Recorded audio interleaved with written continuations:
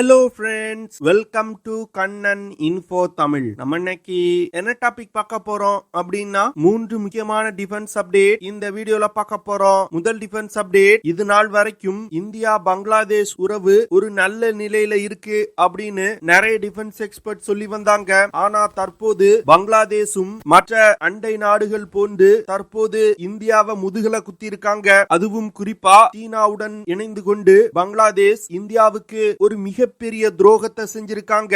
இது இந்தியா பங்களாதேஷ் உறவை எப்படி பாதிக்கும், பங்களாதேஷ் செய்த துரோகத்தின் மூலமா ஸ்ட்ராட்டஜிக்கலா இந்தியாவுக்கு ஏதாவது பிரச்சனைகள் வருவதற்கு வாய்ப்பு இருக்கா அப்படிங்கிறது குறித்து பார்க்கலாம். இரண்டாவது அப்டேட், சீனா தொடர்ந்து இந்தியாவுடைய அருணாச்சல் பிரதேஷ் மாநிலம் குறித்து விரும்பத்தகாத கருத்துக்களை தெரிவிச்சு வந்துகிட்டு இருக்காங்க. அதுவும் சமீப நாட்கள்ல சீனா தொடர்ந்து அருணாச்சல் பிரதேஷ் மாநிலம் குறித்து பேசி வந்துகிட்டு இருக்காங்க. இந்த விஷயம் இரு நாடுகளுக்கும் இடையிலான பிரச்சனையை மேலும் அதிகப்படுத்துவது போன்று இருக்கு. சீனா அருணாச்சல் பிரதேஷ் மாநில விஷயத்துல என்ன செய்ய விரும்புறாங்க, இந்தியா எப்படி இந்த பிரச்சனையை எதிர்கொள்ளணும் அப்படிங்கிறது குறித்து பார்க்கலாம். மூன்றாவது அப்டேட், சமீப காலங்கள்ல இந்தியாவுடைய ஆயுதங்களுக்கு சர்வதேச அளவுல மிகப்பெரிய வரவேற்பு இருக்கு. அந்த வகையில அர்மீனியா இந்தியாவிடம் இருந்து 3 விதமான ராக்கெட்டுகளை வாங்கியிருக்காங்க. அர்மீனியா எந்த விதமான ராக்கெட்டுகளை இந்தியாவிடம் இருந்து வாங்கியிருக்காங்க, இந்த ராக்கெட்டுகளை பயன்படுத்தி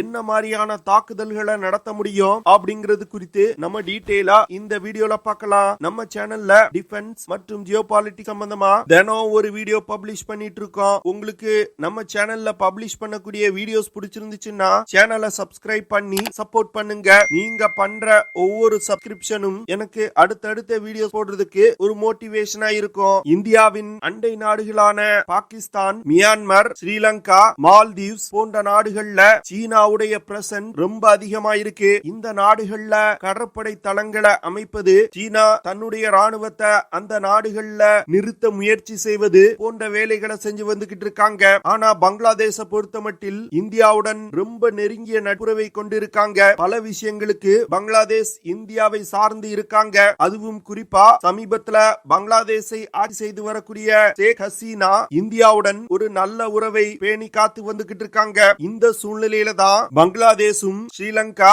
பாகிஸ்தான் போன்று இந்தியாவுக்கு எதிராக மறைமுகமா சீனாவுடன் இணைந்து செயல்படுவது தற்போது தெரிய வந்திருக்கு. அதாவது சமீபத்தில் எடுக்கப்பட்ட சேட்டலைட் புகைப்படங்களை வச்சு பார்க்கும் பொழுது பங்களாதேஷ்ல சீனா ஒரு ரகசிய சப்மரீன் பேஸ கட்டி இருப்பது தெரிய வந்திருக்கு. இந்த சப்மரீன் பேஸ்ல நீர்மூழ்கி கப்பல்களை நிறுத்தி மெயின்டெனன்ஸ் வேலைகளை செய்வதற்கும் வசதிகள் செய்யப்பட்டிருக்கு. சமீப காலங்கள்ல சீனா மற்றும் பங்களாதேஷுக்கு இடையே ராணுவ ரீதியிலான உறவை அதிகப்படுத்தும் முயற்சியா இது பார்க்கப்படுது. இந்த விஷயம் இந்தியா மற்றும் பங்களாதேஷுக்கு இடையிலான உறவுல மிகப்பெரிய பின்னடைவை ஏற்படுத்தும். பங்களாதேஷ்ல புதிதாக கட்டப்பட்டிருக்க இந்த சீன சப்மரீன் பேஸோட பேரு BNS ஷேக் ஹசீனா. ஷேக் ஹசீனாவை இந்தியா முழுதும் நம்பினாங்க. ஆனா அவங்க இது போன்ற வேலையை சீனாவுடன் இணைந்து செய்வாங்க அப்படின்னு யாரும் எதிர்பார்த்திருக்க மாட்டாங்க. சீனா பங்களாதேஷ்ல கட்டி இருக்கக்கூடிய இந்த சப்மரீன் பேஸ் 135 மீட்டர் நீளமும் 30 மீட்டர் அகலமும் கொண்டது. கிட்டத்தட்ட 1.21 பில்லியன் அமெரிக்க டாலர் செலவுல இந்த சப்மரீன் பேஸ் உருவாக்கப்பட்டிருக்கு. இந்த சப்மரீன் பேஸுக்காக 1.75 ஸ்கொயர் கிலோமீட்டர் நிலத்தை பங்களாதேஷ் பயன்படுத்தி இருக்காங்க. இந்த சப்மரீன் பேஸ் பங்களாதேஷ்ல இருக்கக்கூடிய காக்ஸ் பசார் பகுதியில் அமைச்சிருக்காங்க. இந்த சப்மரீன் பேஸ அமைப்பதற்கு 2020 வருடத்துல இருந்தே ரகசியமா வேலைகள் நடத்தப்பட்டதா தற்போது செய்திகள் வெளிவந்திருக்கு. மார்ச் 2023ல இந்த submarine பேஸ Bangladesh prime minister Sheikh Hasina திறந்து வச்சதா சொல்லப்படுது. இந்த நேவல் பேஸோட இனாகரேஷன் ஃபங்க்ஷன்ல சீன ராணுவத்தை சேர்ந்த பல அதிகாரிகள் கலந்து கொண்டதா தற்போது செய்திகள் வெளிவந்திருக்கு. இதிலிருந்து பங்களாதேஷ்லயும் சீனாவுடைய ஆதிக்கம் மிகப்பெரிய அளவுல வளர்ந்து வருவது தெளிவா தெரியுது. பங்களாதேஷ் இதற்கு முன்பு சீனாவிடம் இருந்து ஆயுதங்களை வாங்கி பயன்படுத்த முயற்சி செய்தாங்க. அதுவும் குறிப்பா சீன டேங்குகளை வாங்கி பயன்படுத்தினாங்க. அந்த டேங்குகள் சரியா வேலை செய்யாததனால அதை பயன்படுத்த முடியாத நிலையில இருக்காங்க. அது மட்டும் இல்லாம பங்களாதேஷ் கடற்படைக்கு 2 சீன நீர்மூழ்கி கப்பல்களை வாங்கி இருக்காங்க.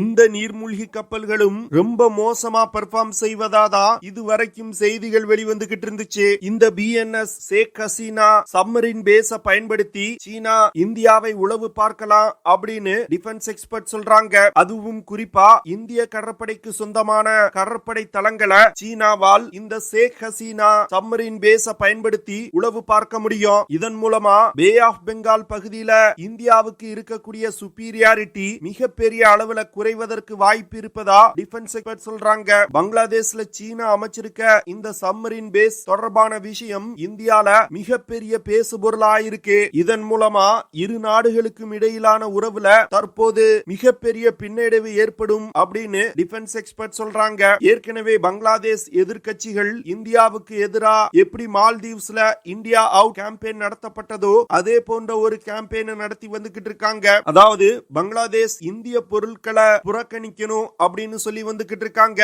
இந்த இந்தியா அவுட் கேம்பெயினுக்கும் சீனா மிகப்பெரிய அளவுல நிதி உதவி செய்வதா தற்போது செய்திகள் வெளிவந்திருக்கு. இதனால வரும் காலத்துல எப்படி மால்தீவ்ஸ் இந்தியாவுக்கு எதிரான ஒரு நாடா திரும்பிச்சோ அதே போன்று பங்களாதேஷும் திரும்புவதற்கு வாய்ப்பு இருக்கு. அதனால இந்தியா பங்களாதேஷோட செயல்பாடுகளை ரொம்ப உன்னிப்பா கவனித்து அவர்களோட உறவை தெளிவா கட்டமைக்கணும் அப்படின்னு டிஃபென்ஸ் எக்ஸ்பர்ட் சொல்றாங்க. பங்களாதேஷ்ல அமைச்சிருக்க இந்த சப்மரீன் பேஸ் மூலமா பே ஆஃப் பெங்கால் பகுதியில சீனாவுக்கு லாஜிஸ்டிக் மற்றும் ஒரு ஸ்ட்ராட்டஜிக் ஆக்சஸ் கிடைச்சிருக்கு. இதனால சீனா தன்னுடைய நீர்மூழ்கி கப்பல்களை இந்த பேஸுக்கு எடுத்து வந்து ரிப்பேர் மற்றும் மெயின்டெனன்ஸ் வேலைகளை செய்யலாம். அதே வேளையில தங்களுடைய நீர்மூழ்கி கப்பல்களை இந்த பேஸ்ல நிறுத்தி வைத்துக் கொண்டு இந்தியாவுக்கு எதிரான வேலைகளை செய்ய முடியும். குறிப்பா இந்திய கடற்படை தளங்களை உளவு பார்க்கலாம். அது மட்டும் இல்லாம இந்திய கப்பல்களின் நடமாட்டத்தை பே ஆஃப் பெங்கால் பகுதியில கண்காணிக்க முடியும். இந்த ஷேக் ஹசீனா சப்மரீன் பேஸ்ல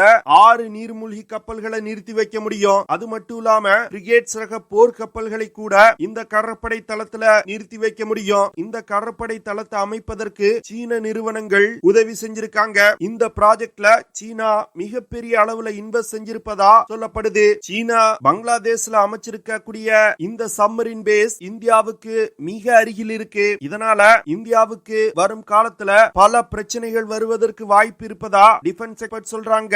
இந்தியா ரொம்ப நம்பின பங்களாதேஷும் இப்பொழுது கொஞ்சம் கொஞ்சமா சீனாவின் கட்டுப்பாட்டுக்கு போய்கிட்டு இருக்காங்க. அதனால என்னதான் இந்தியா தன்னுடைய அண்டை நாடுகளுக்கு உதவி செஞ்சாலும் இது போன்ற துரோகங்களை தொடர்ந்து செஞ்சு வந்துகிட்டு இருக்காங்க. அதனால இவர்கள் எல்லாம் வைக்க வேண்டிய இடத்துல இந்தியா வைக்கணும். இந்தியாவுடைய உளவு அமைப்புகள் ரொம்ப சாஃப்டா இந்த நாடுகளை ஹேண்டில் செஞ்சுக்கிட்டு இருக்காங்க. இவங்களுக்கெல்லாம் அமெரிக்காவுடைய உளவு அமைப்புகள் எப்படி வேலை செய்யறாங்களோ அதே போன்று செய்யணும். அப்பொழுதுதான் இந்தியாவுக்கு எதிராக வேலை செய்வதற்கு இந்த நாடுகள் பயப்படுவாங்க.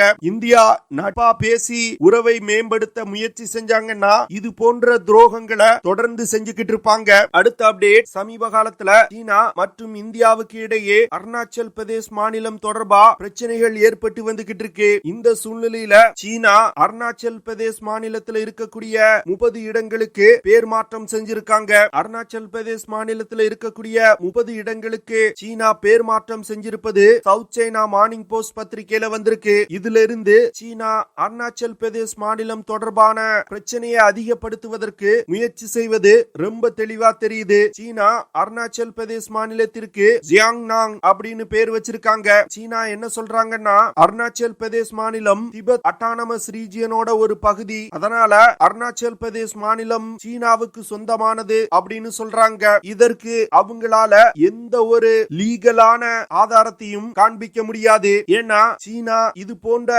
கட்டுக்கதைகளை பல வருடங்களா சொல்லி வந்துகிட்டு இருக்காங்க. சீனா தற்போது பேர் மாற்றம் செஞ்சிருக்கக்கூடிய 30 இடங்கள்ல மலைகள், ஆறுகள், குளங்கள் போன்றவற்றின் பெயர்களையும் சீன மொழியில மாத்திருக்காங்க. இதற்கு முன்னாடி 2021ல சீனா அருணாச்சல் பிரதேஷ் மாநிலத்தில் இருக்கக்கூடிய 15 இடங்களுக்கு சீன பெயர்களை வச்சாங்க. இதற்கு இந்தியா கடுமையான கண்டனங்களை பதிவு செஞ்சாங்க. அதனால இது போன்ற விஷயங்கள்ல இருந்து சீனா எல்லை பிரச்சனைகளை சுமூகமா தீர்க்கணும் அப்படிங்கிற ஐடியால இல்ல அப்படிங்கிறது ரொம்ப தெளிவா தெரியுது. அதனால இவங்களோட எந்த ஒரு பேச்சுவார்த்தையும் நடத்தக்கூடாது. அதற்கு பதில் இந்திய ராணுவத்தை இன்னும் முழு வீச்சுல தயார் செய்யணும். எப்படி அவங்க அருணாச்சல் பிரதேஷ் மாநிலத்துக்கு உரிமை கோர்றாங்களோ அதே போன்று 1962 வரைக்கும் இந்திய பகுதியாக இருந்த அக்ஷய் சீன் பகுதியை இந்தியா மறுபடியும் உரிமை கோர ஆரம்பிக்கணும். அப்பொழுதுதான் அருணாச்சல் பிரதேஷ் மாநிலத்தை பத்தி சீனா பேச மாட்டாங்க. நம்ம அவங்க செய்யக்கூடிய விஷயங்களுக்கு பதில் சொல்லிட்டு இருப்பதை விட இந்தியா அக்ஷய் சீன் விஷயத்தை பெரிதுபடுத்தணும். அப்பொழுது அப்பொழுதுதான் சீனா இது போன்ற செயல்களில் ஈடுபட மாட்டாங்க. அடுத்த அப்டேட், சமீப காலத்துல அர்மீனியா மற்றும் இந்தியாவுக்கு இடையிலான உறவு மிகப்பெரிய அளவில் அதிகரிச்சிருக்கு. குறிப்பா அர்மீனியா மற்றும் இந்தியாவுக்கு இடையிலான ராணுவ ரீதியிலான உறவு பல மடங்கு அதிகரிச்சிருக்கு. அர்மீனியா இந்தியாவிடமிருந்து மிகப்பெரிய அளவுல ஆயுதங்களை இறக்குமதி செஞ்சிருக்காங்க. குறிப்பா ஆர்ட்லரி கன் சிஸ்டங்கள், Pinaka multi barrel rocket launchers, ரடார்கள், அம்யூனிஷன்ஸ் போன்ற பல விஷயங்களை இந்தியாவிடமிருந்து அர்மீனியா இறக்குமதி செஞ்சுக்கிட்டு இருக்காங்க. அந்த வகையில அர்மீனியா இந்திய நிறுவனங்களிடமிருந்து 3 விதமான பினாக்கா ராக்கெட்டுகளை வாங்கி இருப்பதா செய்திகள் வெளிவந்திருக்கு. சோலார் இண்டஸ்ட்ரி இந்தியா லிமிடெட் அப்படிங்கிற நிறுவனத்திடமிருந்து Armenia Pinaka multi barrel rocket லான்ச்சர்களை ஆர்டர் செஞ்சிருக்காங்க. கிட்டத்தட்ட 265 மில்லியன் அமெரிக்க டாலர் செலவுல அர்மீனியா இந்த ராக்கெட்டுகளை வாங்குறாங்க. பினாக்கா மல்டி பேரல் ராக்கெட் லான்ச்சர்களை வாங்கி இருக்கக்கூடிய முதல் வெளிநாடு அர்மீனியா தான். இதுவரைக்கும் பினாக்கா மல்டி பேரல் ராக்கெட் லான்ச்சர்கள் இந்திய படையில் மட்டுமே பயன்படுத்தப்பட்டு வந்தது. ஆனா தற்போது Armenia Pinaka multi barrel rocket லான்ச்சர்களை மிகப்பெரிய அளவுல தங்கள் படையில் இணைக்கிறாங்க. Armenia Pinaka multi barrel rocket லான்ச்சர்கள்ல பயன்படுத்தக்கூடிய 3 விதமான ராக்கெட்டுகளை இந்தியாவிடமிருந்து வாங்கியிருக்காங்க. அதாவது பினாக்கா MK1 அப்படிங்கிற ஒரு ராக்கெட்டா வாங்கியிருக்காங்க. இந்த ராக்கெட்னால 37.5 கிலோமீட்டர் தூரத்துல உள்ள இலக்குகளை மிக துல்லியமா தாக்க முடியும். அடுத்து பினாக்கா MK1 ராக்கெட்டோட எக்ஸ்டெண்டட் ரேஞ்ச் ராக்கெட்டையும் அர்மீனியா வாங்கியிருக்காங்க. இந்த ராக்கெட்னால 45 கிலோமீட்டர் தூரத்துல உள்ள இலக்குகளை மிக துல்லியமா தாக்க முடியும். மூன்றாவதா கைடட் பினாக்கா ராக்கெட்டுகளை அர்மீனியா வாங்கியிருக்காங்க. இந்த கைடட் பினாக்கா ராக்கெட்ஸ் மிகவும் அட்வான்ஸ் ஆன வேரியன்ட். இந்த ராக்கெட்னால 75 கிலோமீட்டர் தூரத்துல உள்ள இலக்குகளை மிக துல்லியமா தாக்க முடியும். கைடட் பினாக்கா ராக்கெட்டுகள்ல இனிஷியல் நேவிகேஷன் சிஸ்டம் மற்றும் சேட்டலைட் நேவிக் கைடிங் சிஸ்டமும் இணைக்கப்பட்டிருக்கு. இதனால இந்த ராக்கெட்டுகள் டார்கெட்டுகளை கண்டுபிடித்து மிக துல்லியமா தாக்கும். அர்மீனியா பினாக்கா மல்டி பேரல் ராக்கெட்டுகளை வாங்குவதற்கு மிகவும் முக்கியமான காரணம், இந்த ராக்கெட்டுகள் உலகில் உள்ள மற்ற மல்டி பேரல் ராக்கெட்டுகளோடு கம்பேர் செய்யும் பொழுது மிகவும் விலை குறைவானது. ஆனா அதே வேளையில இந்த ராக்கெட்டுகளோட தாக்கும் திறன் உலகில் உள்ள மற்ற சிஸ்டங்களை விட ரொம்ப அதிகமாயிருக்கு. இதன் காரணமாக தான் அர்மீனியா பினாக்கா ராக்கெட்ஸோட 3 வேரியண்ட்களையும் வாங்கி தங்கள் படையில் இணைச்சிருக்காங்க. ஓகே ஃப்ரெண்ட்ஸ், நம்ம வீடியோவோட நிறைவு பகுதிக்கு வந்துட்டோம். இதெல்லாம் தான் நான் உங்ககிட்ட ஷேர் பண்ணணும் அப்படின்னு நினைச்ச விஷயங்கள். ஐ ஹோப் நான் ஷேர் பண்ண விஷயங்கள் உங்களுக்கு பிடிச்சிருக்கும்னு நினைக்கிறேன். அப்படி பிடிச்சிருந்துச்சுன்னா ஷேர் பண்ணுங்க, லைக் பண்ணுங்க, கமெண்ட் பண்ணுங்க. மறக்காம நம்ம சேனலுக்கு சப்ஸ்கிரைப் பண்ணுங்க. அப்படியே அந்த பெல் நோட்டிபிகேஷனை கிளிக் பண்ணி ஆல்ங்கிற ஆப்ஷனை எனேபிள் பண்ணிக்கங்க. See you in the next video. Jai Hind.